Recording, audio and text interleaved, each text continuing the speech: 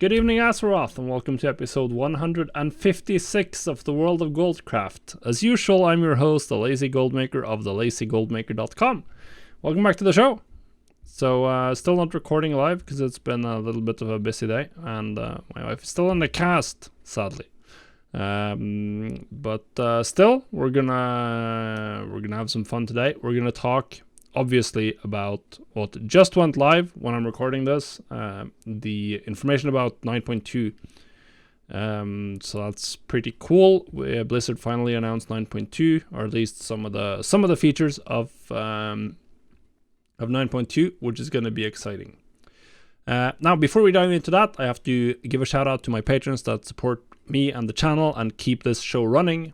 If you want to join us, you can get early access to all of the content I post at thelazygoldmaker.com, and if you want to do that, then head over to patreon.com/thelazygoldmaker. So, let's get into the gist of it. I'm going to talk about 9.2. I'm going to talk a little bit about some of what I've been doing lately in-game in terms of gold making. I'm going to talk a little bit about how stuff has been in 9.1.5, a little bit about some TBC stuff I've been working on, and a little bit about Seasons of Mastery as well, or Season of Mastery. But the big thing first, Eternity's End, the name of 9.2, which is looking likely the final patch of Shadowlands, which was already widely speculated. It is at least the final story patch, whatever that means. Blizzard has left it a little bit ambiguous if they are going to add any more significant content or not. We will see. Most likely we are gonna face the jailer in the raid and stuff, so I'm assuming that this is gonna be like the final 0.2 patch, and then we might see a 2.5 with some epilogue stuff and some systems round out, and possibly setting the stage for the next big expansion or next big thing, which is interesting. Now, what are we getting that we know of so far in 9.1.5? There's some, or 9, not 9.1.5, 9.2. Obviously, we're getting a new zone. We're going to Sereth Mortis, which is where the first ones are from and all that jazz. I'm not going to dive into the lore because this isn't a lore podcast, really. We're getting new mounts. We're getting tier sets from that you can unlock from raiding, M+, and PvP. At least that's how the information seems. They haven't gone in depth on that. We're obviously getting a raid. They're turning Tazavesh into a Mythic Plus dungeon. No information on any new dungeons, which I think they would announce early on if they were going to add that. So most likely we're not getting a new dungeon. And we are getting double legendaries. So that's going to be exciting. We'll talk a little bit more about that. But one thing that was really interesting that stuck out to me was a quote in the video by the lead narrative designer, Steve Denuser. He said that Shadowlands, or 9.2, is the final chapter of one book of Warcraft. And that they'll be opening another book. So, to me, this implied a little bit that we're gonna finish the storyline of a lot of characters. And that 10.0 will be a huge shakeup. I feel like this has already been seeded a little bit into the game. The possibility of a time skip after Shadowlands, time flows differently in the Shadowlands. So my personal guess, what I've been feeling for a while, is that 10.0 is going to be sort of a return to Azeroth after time is skipped, and be sort of a WoW 2.0 in some respects. But we'll see. That's just speculation. Sadly, we don't have any new information on, or any detailed information on, how professions are going to be in 9.2. They did add it to the video, one sentence, we're getting new profession stuff, paraphrasing. That was all the information. So Shadowlands overall professions have been languishing by the wayside a little bit, in my opinion. But we'll see. Obviously, it's going to be extremely important to understand how legendaries are going to work in the next patch. Are they going to keep the theme of going through professions? Will they try to cut the gold cost of legendaries? They were extremely expensive in 9.1. How are they going to make them less expensive or not less expensive? Are they going to increase the material cost? Will they use new materials? There's no information on that. I would expect that we get new materials. We usually get new materials in one patch of the of most expansions. So I'm expecting we get some new materials, possibly some new flasks, upgraded flasks or potions. That's also something that they've usually done in the 0.2 patch. They did that in BFA and Legion. So I'm expecting we get some shake up there. That's going to be like you just need to get the new recipes to be competitive, because those are the ones that people are going to buy, because like who cares about the low level unpowered flasks when you have the high powered ones. Obviously the item changes that we know about are going to have a huge impact on gold making in a little bit. So we have tier sets are coming, which have a 4-set bonus. So that's going to have a huge impact on gearing, and with legendaries being such an important part of gearing, which slots turn out to be the important ones. How many pieces are there going to be in the tier sets? Are they going to be full 8 pieces? How will people prioritize them? What about Shards of Domination? Obviously the set bonus is not going to be active in the new content, but are the sockets, like the one-off gems, some of them might actually be good enough to where like you might want to equip a 20-30 item level lower. That's going to lock out another slot in addition to the 4-piece set bonus. So that will be interesting. Maybe they change the meta again and everyone has to recraft legendaries for a completely different slot. I mean, that's the worst case from like a gameplay that would be super annoying point of view, but also obviously from crafting legendaries and selling them, one of the best cases you could possibly have. Like legendaries at 9.1 launch was absolutely massive due to that. One thing we are getting is double legendaries, which according to the information, which they didn't even announce directly, this was just coming from like translated interviews, like interviews published on like French and Korean websites. Why isn't this information being published by Blizzard directly? I have no idea. We are getting the ability to equip legendaries, and it seems like what they're going for is you can equip one Covenant legendary and one other legendary, which I feel is really boring, mostly because my main is a Warlock and there aren't that many interesting Covenant legendaries. And there are some interesting builds you could do, at least for Demonology, with double crafted legendaries or double non-Covenant ones. But it does seem that that's the way they're going, which will of course just make the gap between different Covenants even bigger, but at least you can change instantly now, so it's not going to be like a huge deal. You just swap to whatever the good one is. We will get higher level legendaries, but they will not be locked behind Torghast anymore. It does seem that they're going to come from the 9.2 content from Sereth Mortis, working on that. No details on how. I'm going to assume that we keep a lot of the same like system where you turn in some kind of base item. And the only real question is, how do you acquire the base items? Are they going to still be from professions? And how are they going to work? Are they going to add another optional reagent? Or I'm guessing that's probably what they do, and then they add a new type of Korthite crystal, like a Sereth Mortis crystal, and that's the main cost of the upgrade item. And then maybe that one adds like 4 ranks. So when you apply that to a rank 3, then you get to rank 7, and if you apply that to a rank 4, then you get to rank 8, and that's how you do it. That would be the simplest way, and then they can of course scale the rate at which you acquire whatever the new Korthite crystals are going to be, and scale that relative to how many legendaries people are going to need, to try to make it a reasonable cost that's not crazy. Either way, as long as it stays coming from professions, it's going to be the most absolutely best way to make gold.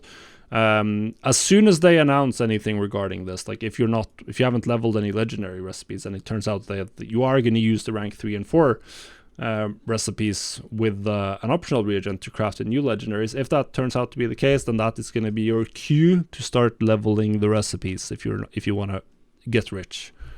There's nothing. If you craft legendaries in 9.2 as well, then there's going to be nothing that's even remotely close to that in gold potential. Nothing. We'll probably get some new crafters marks as well, which is going to be nice. That's a good way to make gold. I made a lot of gold with crafters mark at the beginning of 9.1. So do stay tuned for that as well. I'll definitely be reading Wowhead a lot over the next couple of days, trying to figure out what's coming. And as they reveal more information, presumably the patch is going to hit PTR in the not too distant future, and we'll start seeing people finding recipes and stuff like that, and we can take it from there. So yeah, not any huge surprises in 9.2 from the information we have. I was expecting double legendaries to come at some point. Everyone was expecting tier sets. So nothing, and obviously we were always expecting a new zone and a new raid. So now it's just the case of waiting until they start fleshing out the information. Overall, it seems to me that legendaries is going to be a great way to make gold in 9.2, assuming they keep the same system they have so far. So that's essentially what I can say about 9.2. So now we're going to talk a little bit about 9.1.5. I talked a little bit about it last week, and I'm going to give you another update because markets have been crazy. They've been in flux. Now the first week was incredible, gold making wise. I pulled in more than 6 million in sales.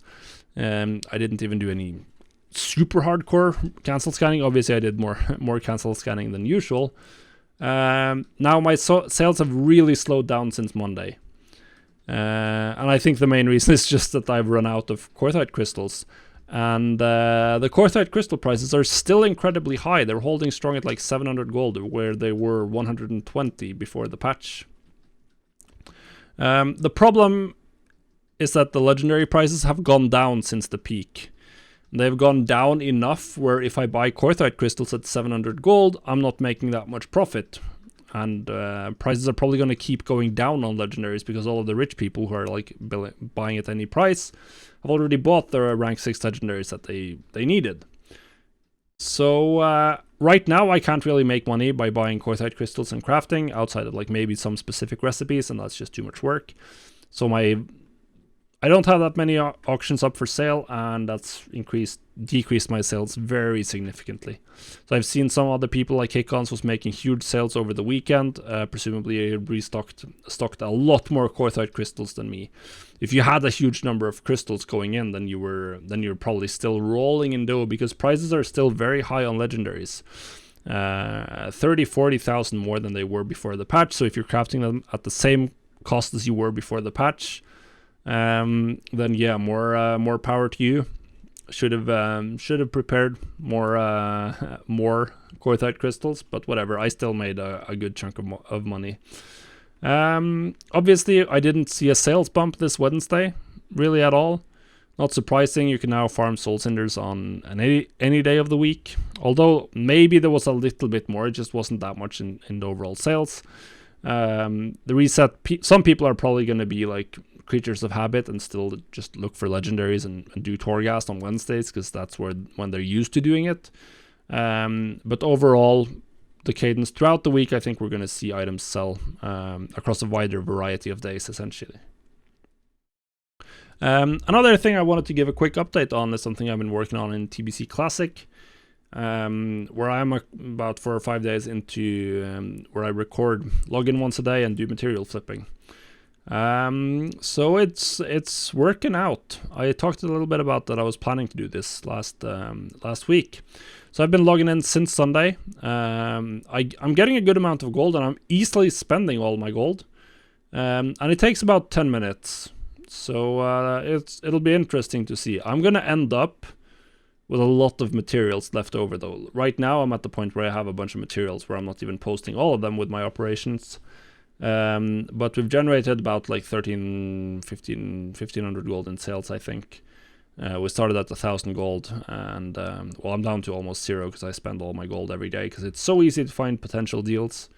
Well, it'll be very interesting to see the overall results from doing that for a week. Does look like 10 minutes a day is essentially what you need to do material flipping, starting with 1,000 gold and just buy anything. I've found some new materials that have worked really well. So stay tuned for that video. It's gonna have there were some revelations for me as I branched out a bit. Lastly, I wanted to talk a little bit about Season of Mastery for Classic, the fresh Classic servers with some changes added. I don't really plan to play, but I'm sure some people are. And I'm planning to make some videos and posts recapping my experience with Classic and reiterating on some of the top tips for players, both when starting out and when it comes to the longer term. As I said, they will be making some changes, some of them with a quite significant impact on the overall economy.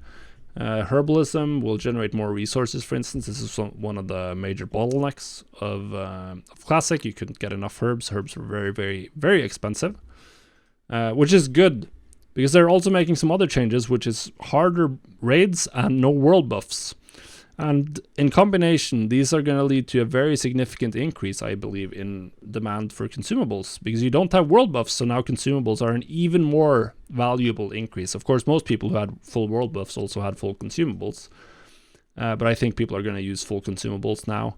Definitely a lot more, and they're going to be a little bit cheaper, or even quite a bit cheaper due to the reduced or the increased access to materials.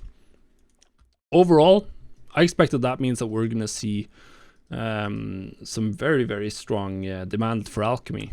So alchemy is going to be very, very good for gold making, just as it was in Classic. You'll probably be selling potions for lower absolute prices, but volume is going to be huge. Another thing we'll see, the Dungeon Set 2 questline is being released at launch this time, which is very interesting, because there's a lot of quests in that questline that require you to turn in specific materials.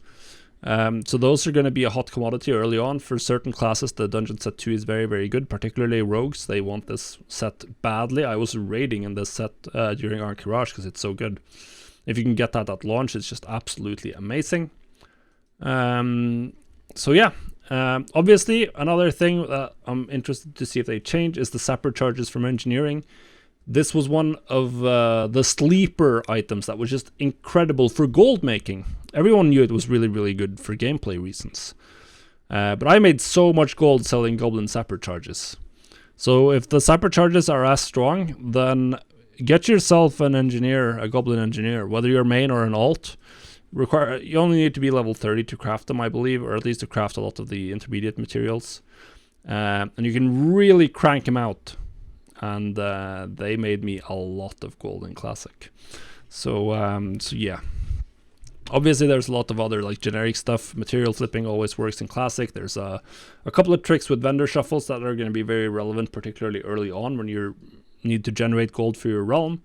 Yeah, it's going to be fun for those who are interested in that. I'm not personally particularly interested in redoing the whole Classic experience. I've already done it twice now.